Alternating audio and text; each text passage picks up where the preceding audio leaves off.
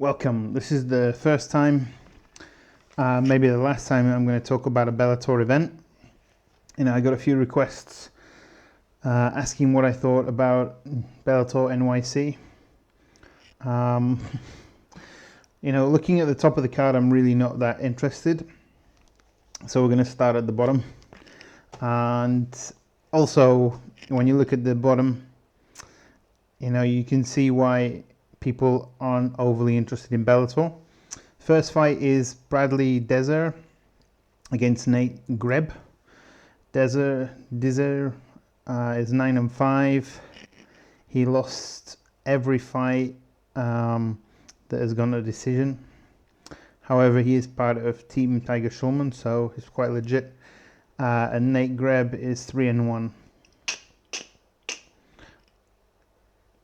I'm going to go with the guy with the experience here. I think he's coming from a better team, but I'm not super confident about that. Next up, we have a weird catch weight, or the first of two weird catch weights. Matt Rizzo, who's 9-2, being TKO'd twice but has 7 submission victories to his name, goes up against Sergio De Silva. Now, Rizzo's normally a 125er and De Silva's a 135er. However, De Silva is 6-8, so I don't think the weight advantage is necessarily going to be all that important. He's got 11 decisions out of 14 fights, so he's a quite durable guy, if anything. And last time out, he beat Eddie Alvarez. Not that Eddie Alvarez, but he still beat Eddie Alvarez. Again, I think I have to go with Matt Rizzo. Probably winning this by submission. Then we go to an even stranger catchweight bout of 168. John Salgado against Hugh McKenna. Now Salgado is 4-7-1. Last fought in 2011 and has lost his last 5. One of those to Nordine Taleb. McKenna lost his last 5 decision. He's 2-2 as an amateur. This may go down as the worst ever fight in Bellator. Jesus, why ever would you skip the Bellator prelims? Jerome Mickle against Anthony Garacci. 2-1 is Jerome Mickle. Interestingly, he's got a win by TKO, a win by decision, and a loss by submission. And Garacci is 1-1. I have no idea who's going to win that. Flip a coin. I would say that give the whole of the undercard a miss, except that Randy's son, Ryan Couture, is on there. And actually, he's got a reasonable challenge in Ham Ghazaleh. Couture is 10-5. However, he began his career very promisingly, going 6-1. Then he lost twice in the UFC. He's lost his last 2 in Bellator. He's a guy that's got ability. He's getting a little bit long in the tooth now. Unless he starts going on a big run, he's probably never going to come to much.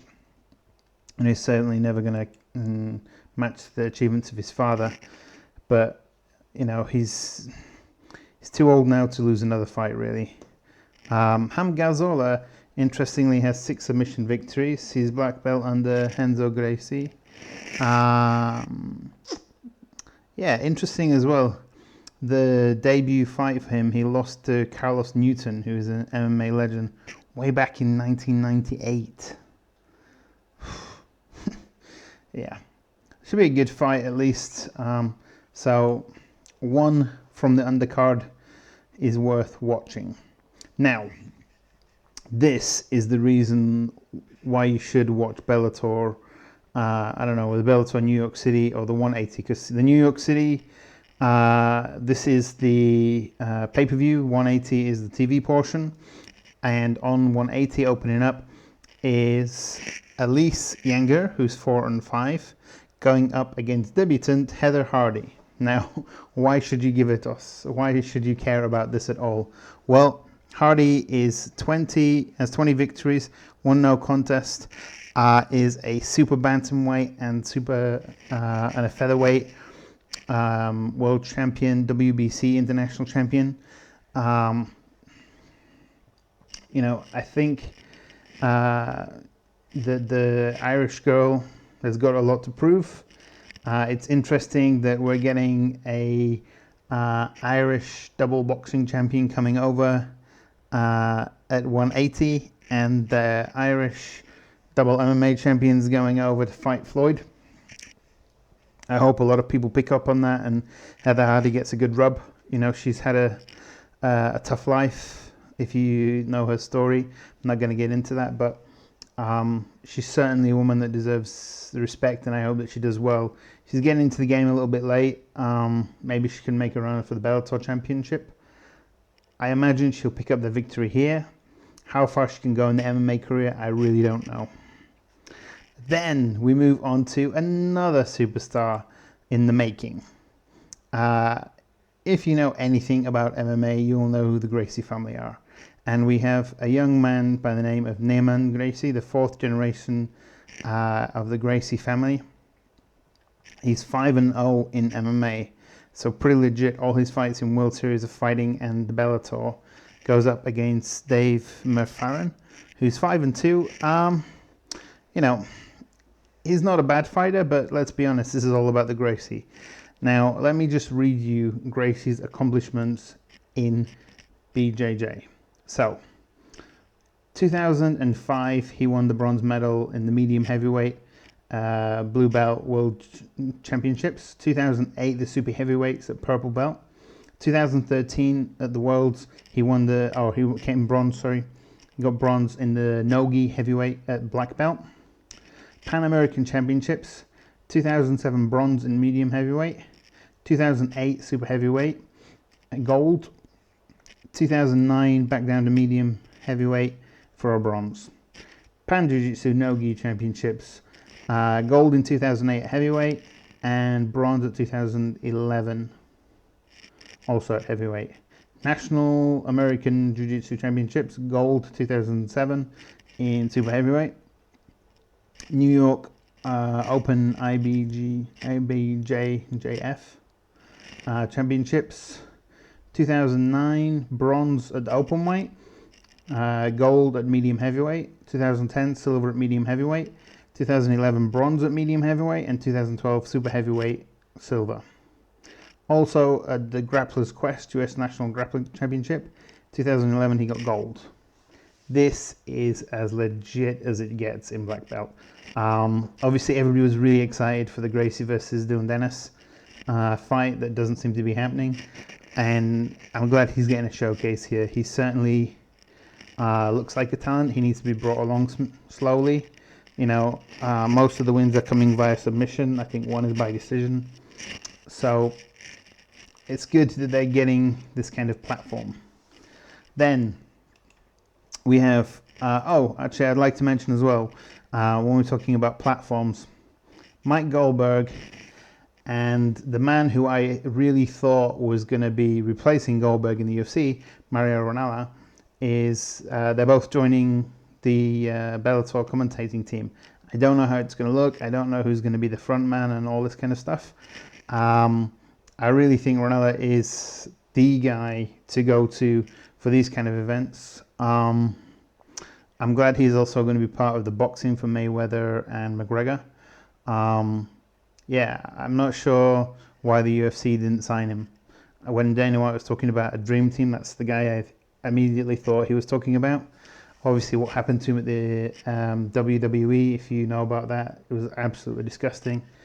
Very unfortunate. But it's good to see these two guys getting on the big stage. And I really look forward to hearing how they work. Yeah, so that's it.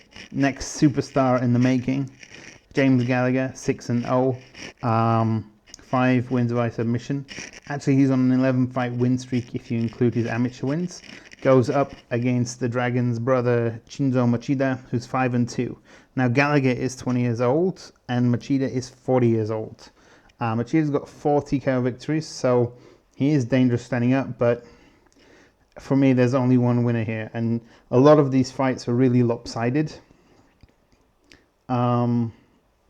which is fine. You know, you're trying to bring people along, you're trying to bring talent along and help them up the ranks without killing them off.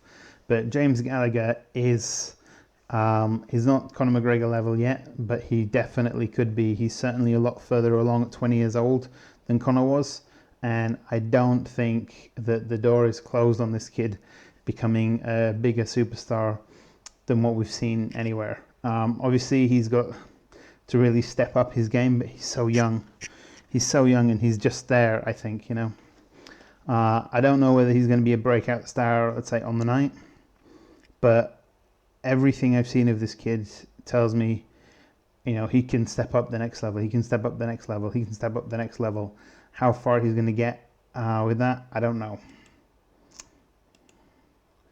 Then we have, I guess, what they're considering the main event of the 180 card. Your light heavyweight title fight doesn't even make it on the pay-per-view. You know, the two guys who came across from the UFC who are pretty much household names, maybe not beloved guys, they don't make it on your pay-per-view. This may even be the most competitive fight on the card. I'm not sure it's going to be a fantastic fight in terms of fans loving it, but also for me, it's one of those fights, like, actually, if you put this on just before the pay-per-view and it's a stinker, it's, you know, these guys lying on each other for 5 rounds, that it's not really going to help you sell pay-per-views. It's going to turn people off, I think. It's just mind-boggling that they've put this here. Who's going to win? I don't know. I was surprised Bader got let go from the UFC. I think he was evolving into a much better fighter. Do I think he can take out Davis? Yeah. I think Bader probably wins this one. But to be quite honest, I don't really care. Then starting off the pay-per-view, we have another superstar in the making, Aaron Pico against Zach Freeman. Freeman's 8-2 and has 5 submission victories, which some people might say, oh, it's a good, legitimate challenge, or it's too much of a challenge for a guy who's debuting. But again, give me a minute here and let me read off to you the accomplishments of this young man. Okay, so in wrestling, Aaron Pico was a trialist for the US Olympic team in 2016. He won bronze medal in 2016 at the Alexander Medvedev International. 2015, he was a champion at the Bill Farrell Memorial International. 2015, he was the champion at the Serra Palado International. 2014, Henry Dagalan Challenge champion. 2014, Soslan Adviev, bronze medal. And at the 2014 Grand Prix in Spain, he was a silver medal. Boxing, Desert Showdown champion, California State PAL champion, National PAL champion, Desert Showdown champion in 2009. 2009 also National Junior Golden Glove champion. Pancration, 2008 state champion, 2008 national champion, 2009 state champion, 2010 Gold Cup European champion. This kid has, by far, if we were talking about horses and the bloodline of horses and what, you know, pedigree they have, this is by far the best resume for anybody ever starting MMA. In terms of being well-rounded, he has everything you would look for. Does that translate? I can actually not wait to see. I'm very excited to see him. Everything I've heard is he looks like the future. He looks like he's going to be very, very good. But, you know, until you test him, we don't really know. Then, you know, I mean, look at the posters. A lot of people give the UFC stick for their posters. Bellator's posters suck here. you've got Michael Chandler and Douglas Lima fighting on the card, but on this poster it looks like they're fighting each other. It looks like Mitrione's fighting Wanderlei Silva and Sonnen's fighting Fedor Emelianenko. It's really weird. But yeah, the Chandler 16-3. All three of those losses to guys who left for the UFC. Goes up against unbeaten Brett Primus. 4 wins via submission. It's an interesting fight, you know. I think Michael Chandler is very, very good. Primus certainly hasn't fought at this level yet, but again, everything I've seen from him suggests he can step up and step up and step up. I think this may be a step too far at his stage, and Chandler beats him. Then you have Douglas Lima going up against Lorenz Larkin. Douglas Lima 28-6. 4 of his losses are by decision, and then Lorenz Larkin 8-5. 4 of his losses are also by decision. However, he's got 11 TKO victories. I know a lot of people were bummed or, you know, upset with the UFC that Lorenz Larkin was let go, but he was 5-5. You know, he finished strongly, but he started poorly at the UFC. How does he do against Douglas Lima? I think that's a good fight as well. Actually, I think that's a much more exciting fight than the Phil Davis Bader fight. But there's so few competitive fights on this card. You know, it's not difficult to pick out. Maybe Douglas Lima and Lorenz Larkin is the fight of the night in terms of most competitive and exciting. Bader and Davis, I think, is competitive, but I don't know that it's going to be exciting. And then that brings you up to the co-main event, which strangely is Fedor Emelianenko, maybe the greatest heavyweight of all time, against Matt Meathead Mitrione, a very middling heavyweight in the UFC, to the best, I think. You know, if this is standing, both guys can knock each other out. You know, obviously, anybody who saw Fabian Maldonado against Fedor will be thinking it's a bad idea to get into a slugfest with Mitrione. I agree with that. I think Matt's only way of winning this is via knockout, and he's got a good chance. He's got a good chin and a strong punch. Fedor takes this to the ground or gets hold of the neck of Mitrione. You've got to imagine that Fedor wins.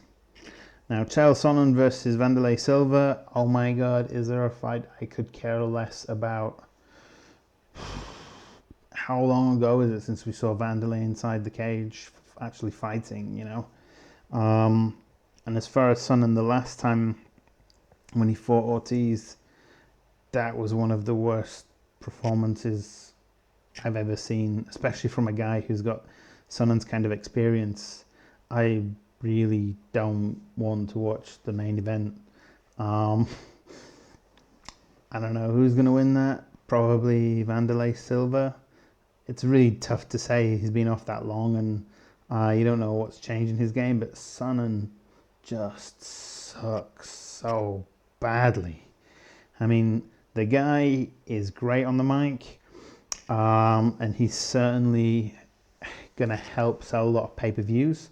And even if he loses, he's going to get people interested in his next fight, which is great for Bellator, because Bellator need kind of eyes. And I think they've set up this card really well, that if people watch the TV portion and the pay-per-view, they're going to see, in terms of rising stars, Heather Hardy. They're going to see Naaman Gracie. They're going to see James Gallagher. They're going to see Aaron Pico. They could see Brent Primus, become the champion. Yeah, I mean, Larkin and Douglas Lima, they're certainly not prospects coming up, but I think that's a very reasonable fight.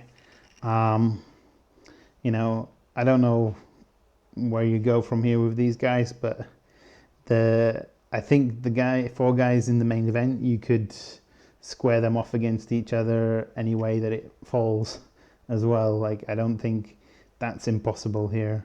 But, you know, the UFC's card that weekend, next weekend, kind of sucks as well. So it's going to be a weird weekend of MMA. Hope you enjoy.